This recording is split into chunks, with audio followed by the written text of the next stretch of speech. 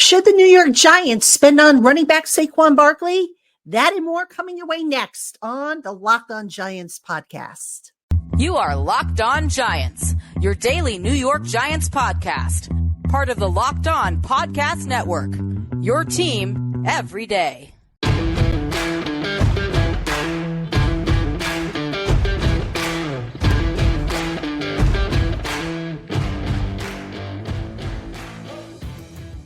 This episode of the Locked On Giants podcast is brought to you by FanDuel Sportsbook, official sportsbook of the NFL.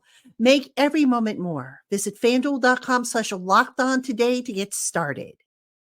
Hello, New York Giant fans, and welcome to another edition of the Locked On Giants podcast, part of the Locked On Podcast family, your team every day. My name is Patricia Traina, credential member of the New York Giants media for Locked On and for Giants Country over on the Fan Nation Network. And a special hello to my everydayers, my Blue Crew community members, my newcomers, and everybody in between. You are all appreciated and loved by yours truly. Thank you for making us your first listen of the day, or if you watch on YouTube, your first watch of the day. And on today's Locked On Giants podcast, we've got some things to talk about as we enter the Combine. The Combine starting, of course, Tuesday with the GMs and head coaches set to talk. But we're going to start things off with, should the New York Giants spend on Saquon Barkley? All right, I have some thoughts about that. I'm going to put aside personal feelings, what I would like to see versus what I think makes the most sense business-wise. Then we're going to talk about the one thing that Joe Schoen really can't deny. And I mentioned this because, as I said, Joe Schoen is scheduled to talk to the media on Tuesday morning at 10 o'clock. And there's one thing that I'm sure he's going to be asked, and I know how he's going to probably answer it if he's asked. And I'm sorry, he just can't deny it. So I'll tell you what that is. That'll be in our second segment. And then finally, we'll wrap things up with a personal ode to Peter King. For those who haven't heard, Peter King, the great longtime sports columnist, announced that he is retiring. I guess maybe retire is not the right word. I think that's not the word he used, but he's going to scale back and kind of, pull back from the football landscape. And, normally I don't devote a segment to something like this, but I feel like I have to, because I have basically a story that I want to share with you guys and gals about Peter King and the influence that he has had over my career as a sports reporter. So that is our agenda for today. Again, thank you for tuning in. Let's go ahead and kick things off with, should the Giants spend on Saquon Barkley? Now, I have said many times, Saquon has been a wonderful representative of the New York Giants. He has been a great locker room presence. He has been voted a captain. He has been productive. He has done everything asked of him, oftentimes putting his own needs and his own desires, to the back, behind what the team needs. Injuries are not his fault. They just, unfortunately, this is a violent game and injuries are going to happen. And I'm sure, given his druthers, he'd rather not have missed the time that he did. But, we go with the circumstances being what they are. And we can't deny what has happened and how not only Saquon's career has worked out, but also how running backs continue to be devalued by teams around the league. So with that said, Saquon Barkley, there was a report by Adam Schefter saying that the Giants are unlikely to put the franchise tag, which would be about $12.4 million, on Saquon Barkley. Now, that's nothing new. That's kind of how things have been trending the last, few weeks. So that's not really breaking news. It's not official, obviously, because they have until March 5th to make that decision, but that's kind of how things are going. All right. Now, the question is can the Giants get a deal done with Saquon? And if they can, does it even make sense? It depends. All right. Now, you don't want to spend a lot of money on a running back, because first thing I'll say is this Giants offense needs to decide what it wants to be.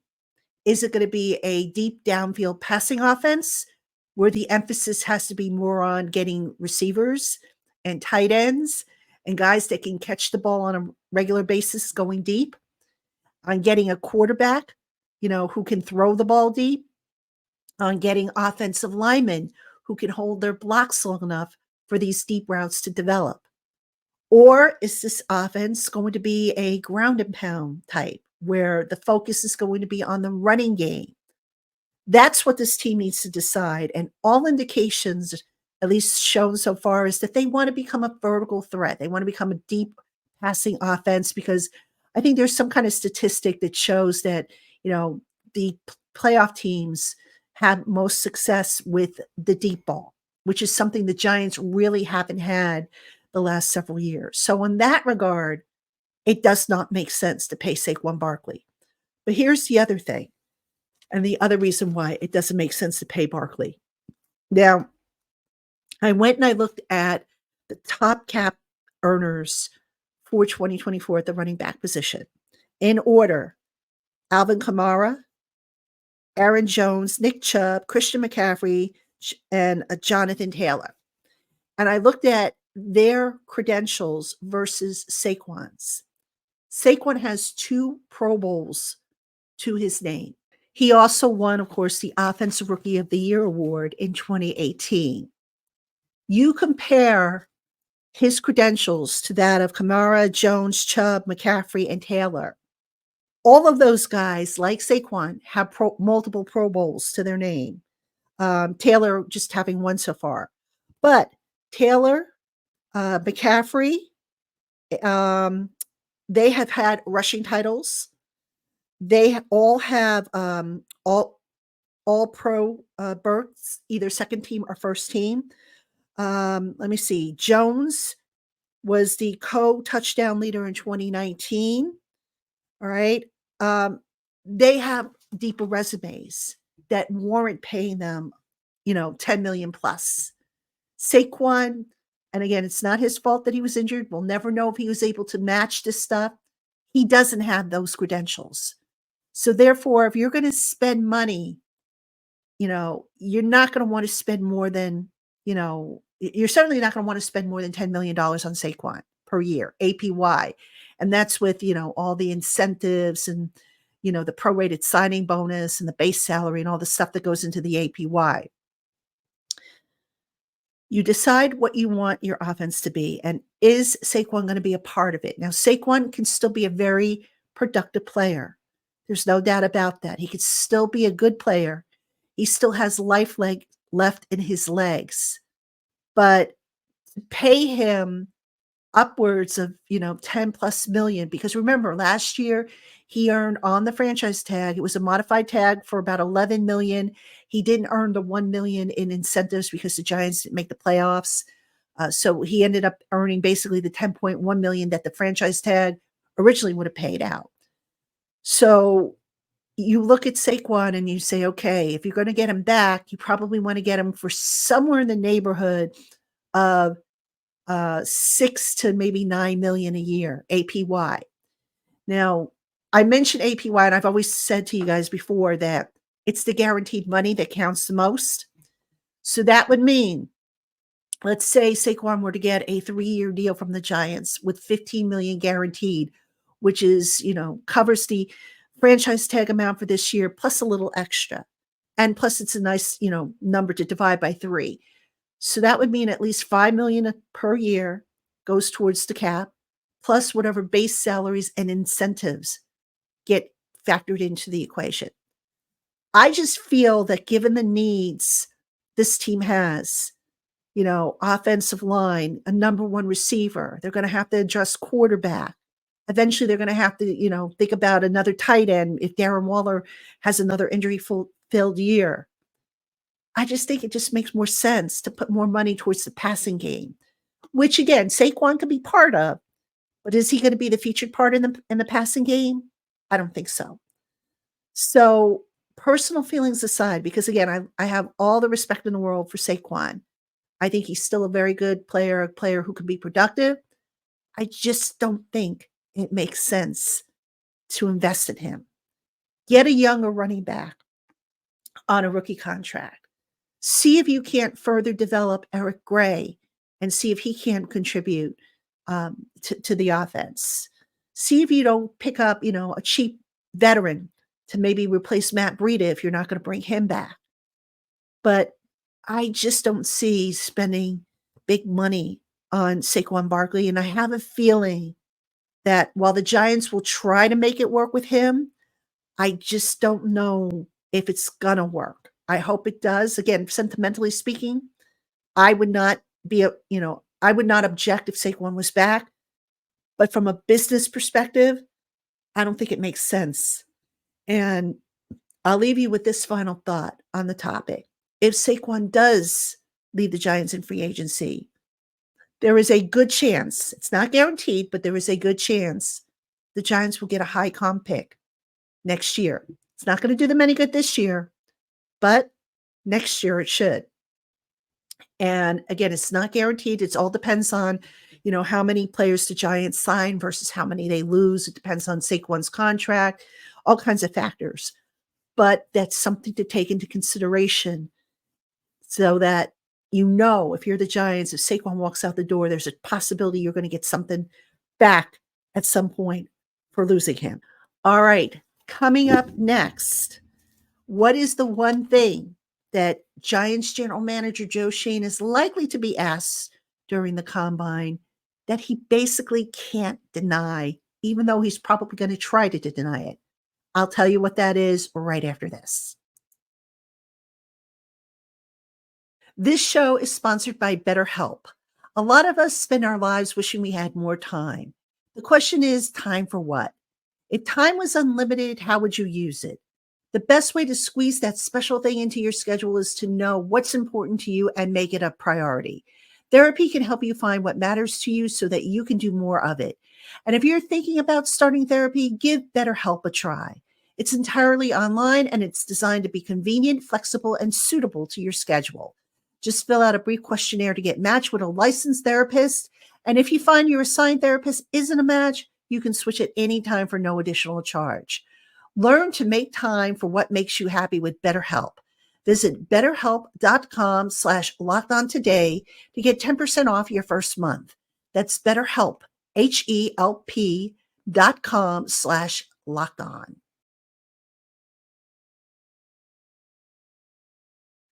All right, everybody, welcome back to the Locked On Giants podcast. I'm your host, Patricia Traina, and it's Combine Week.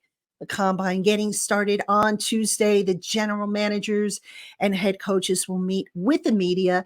Not all the GMs, not all the head coaches are meeting with the media, but general manager Joe Schoen is of the Giants. Head coach Brian Daboll is not, but doesn't matter. I mean, we're going to hear from Schoen. And the reason why, for those of you who are wondering why Daboll is not speaking to the media, is because this time of year, the organization's philosophy is let the GM do the talking for the team. So, I know in the past, when Joe Judge was the head coach, he would talk to the media as well as Dave Gettleman would talk to the media. But the Giants, they're a little bit more, they have different philosophies now with this regime. So Joe Schoen's going to do the presser with the media. Brian Daboll, we will hear from probably during the owners meeting, which takes place in March. So that's a little background why the Giants are doing it this way. So anyway, there's going to be plenty of questions thrown at Joe Schoen. All right. The way it works is you have, podiums are set up and anybody can basically go to the podiums, but you figure, the beat writers obviously are all going to congregate around Joe Schoen. You'll probably have some other people that are taking an interest and will be around him and whatnot. But anyway, 15 minutes for each presser, and there's going to be a slew of questions thrown at him. And I'm putting an article out on Giants Country. It'll be out 7:00 in the morning on Tuesday. And these are questions that I anticipate, the most pressing questions that I think Joe Schoen is going to be asked. And one of them that I predict he's going to be asked is, what gives you the confidence to go with Daniel Jones, quarterback Daniel Jones? Because remember, Schoen has said that the expectation, not, any other word, expectation is a key word here. that the expectation is that when Daniel Jones is healthy, he will be the starting quarterback. Now, within that, there's something that Shane just can't deny. And let's kind of flesh this out a little bit. Shane is probably, if he gets that question, he's probably going to say, okay, the reason why, we believe in Daniel Jones is because last year there were injuries to the offensive line, and Darren Waller was injured, Saquon was injured, and, this happened and that happened. So basically you're going to get a flood of excuses as to why Daniel Jones didn't have a good year. And then of course there were also Daniel Jones's own injuries. But here's the thing, folks. Go back to when that 4-year, $160 million deal was initially put together and signed by Daniel Jones. Within there was a second-year escape hatch. All right. Now, ask yourself this. If the Giants and Joe Schoen truly believed that Daniel Jones was the guy, would they have put an escape hatch in that deal? Probably not. All right. I mean, you look at the contracts of some of the upper echelon quarterbacks, the Josh Allens, the Patrick Mahomeses, the Joe Burrows. You don't see similar escape hatches in there. So what Joe Schoen, I think, was trying to do was protect the organization for down the line in case something went astray with Daniel Jones. All right. Because remember, Jones had a really good year in 2022. Looked like he could potentially be the guy who could help the team, get to the playoffs and maybe win a Super Bowl. But very wisely, Shane said to himself probably, you know what? He's had one good year, since really his rookie campaign when he showed flashes. He stayed healthy. I don't want to tie up long-term big money in the guy based on 1 year. Because we see it all the time. We see guys who, they have a great year, in a contract year, no less. And then they go out and they get this big deal. And then, they never quite live up to, the production that they generated in their contract year. So Shane took a more conservative approach, which to me suggests that no matter what he says about having confidence in Daniel Jones or whatnot, I would question just how much confidence he has in him. Now, here's the thing. We all know that because Daniel Jones has a $47 million cap hit, he ain't going anywhere this year. So I keep saying, and I will say it again, the reason why the Giants are saying that the expectation is for them to start Daniel Jones once he is healthy, what I think is going to happen, the Giants will draft a young quarterback. I don't know if it'll be in the first round or the second round. I'm not sure, just yet how that's going to play out. But they will draft a young quarterback, coach that kid up, behind the scenes, get him ready, because there will be no need to rush him out there. You're going to have presumably Jones once he is healthy. You're going to have a veteran backup presumably brought in who will compete with Tommy DeVito for QB2. There's no rush to get a rookie out there. Make sure that your offensive line, whatever changes you're going to make, have settled in.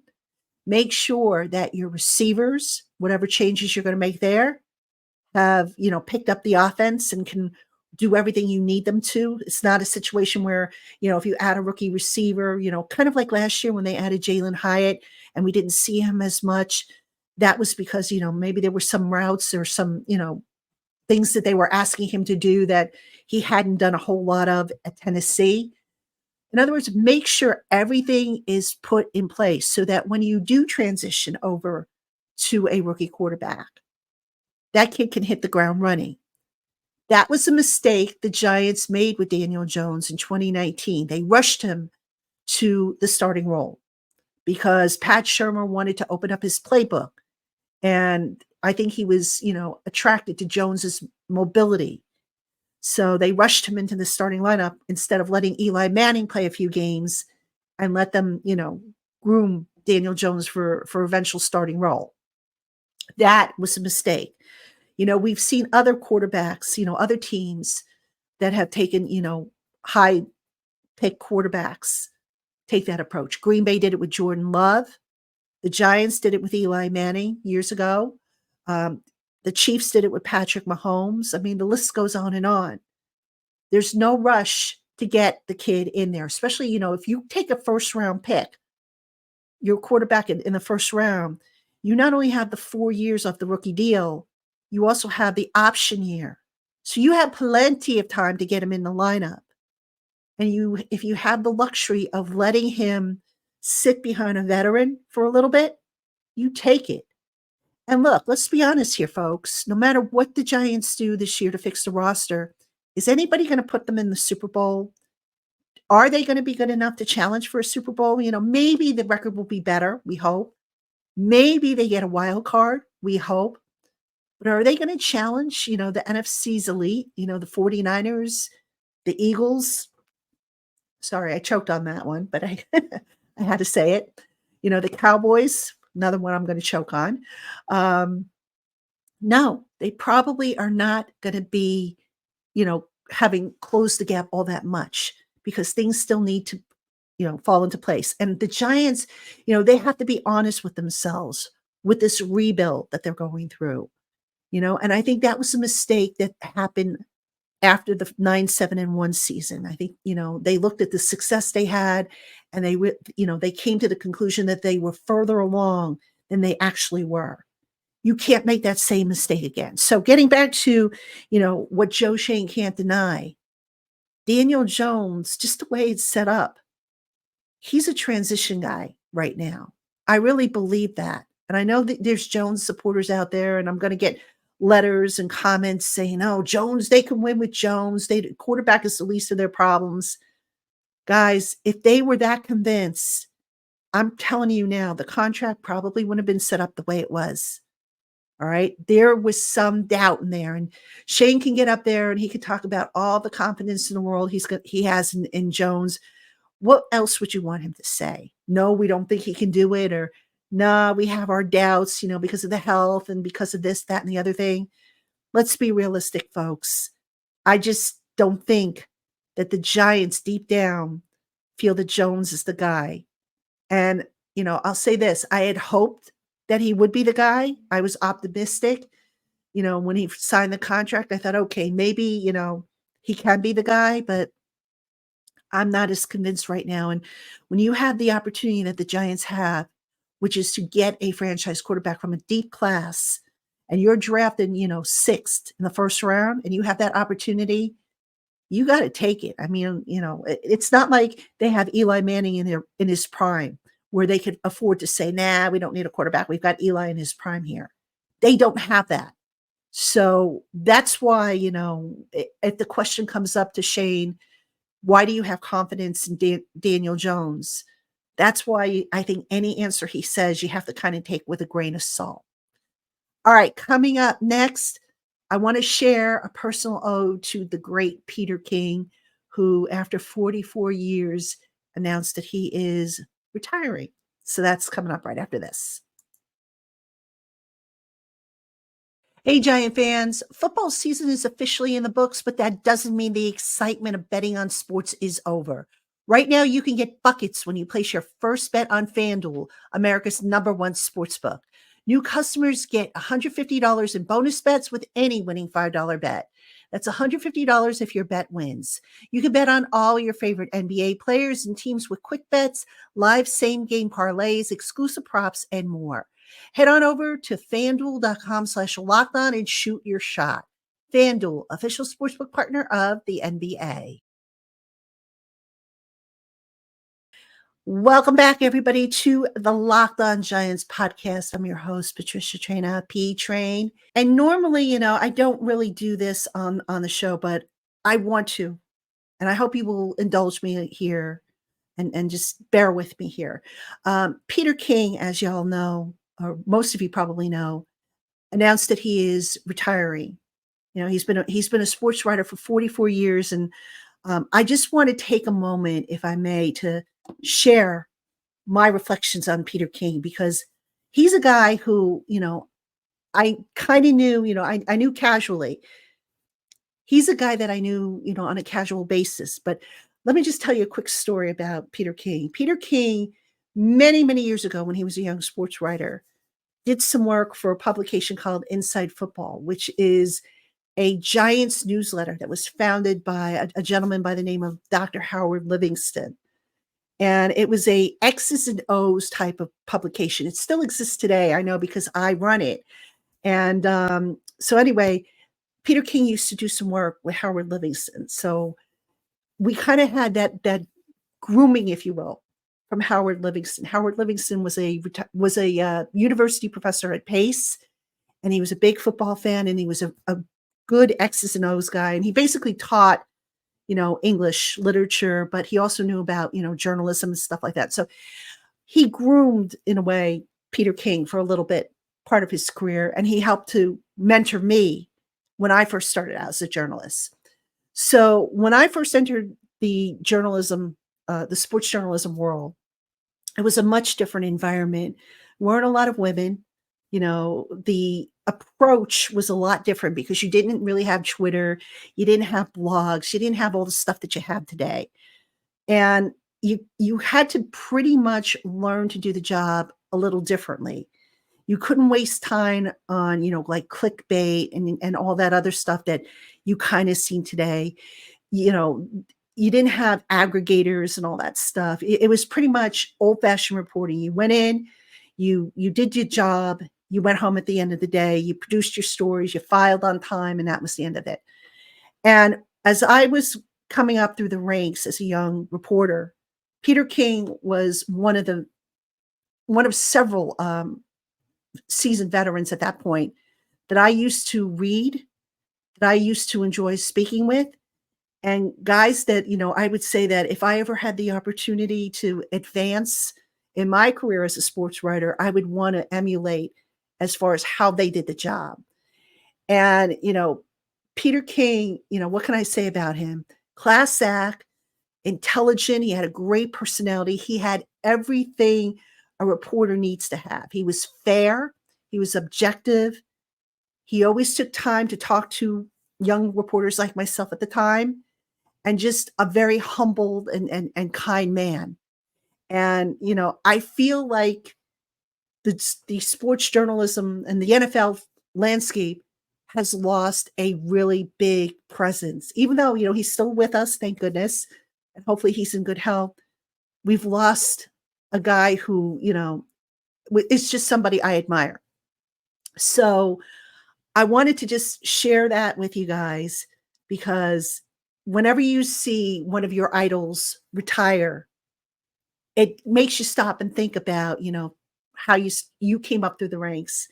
And Peter King is just somebody who, whether he realizes it or not, I owe a tremendous amount of debt of gratitude to, because if it wasn't for him and how he did the job and his writing and his, his ideas and creativity and how he treated people, I probably would not have, enjoyed the success that I've had as in my 30 plus year career. So Peter, I know you're probably not watching this, but if you are, thank you for everything, my friend. God bless. Good luck in retirement. I can't wait to see what you do next. And thank you for being an inspiration to this young, well, not so young now, but back in the day, this young reporter. All right, everybody, that's going to do it for me on today's Locked On Giants podcast. Now, coming up, Joe Schoen is going to talk to the media. I'm going to get his show out to you just as soon as I can after he finishes speaking with my takeaways, what he had to say, and all that good stuff. Hope you will tune in. So thank you for tuning into this episode of the Locked On Giants podcast, and I'll see you soon, Giant fans.